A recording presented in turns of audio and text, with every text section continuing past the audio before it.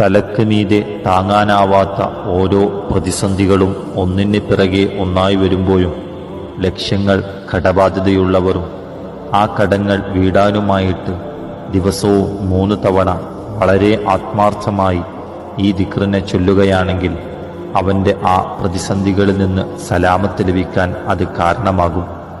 ഈ ദിക്റിനെക്കുറിച്ച് മുത്തുനബി സല്ലല്ലാഹു അലൈഹി വസല്ലമ തങ്ങൾ പഠിപ്പിച്ചത് യൂനുസ് നബി അലൈഹിസ്സലാമിൻ്റെ വാക്യം എന്തൊരത്ഭുതമാണ്.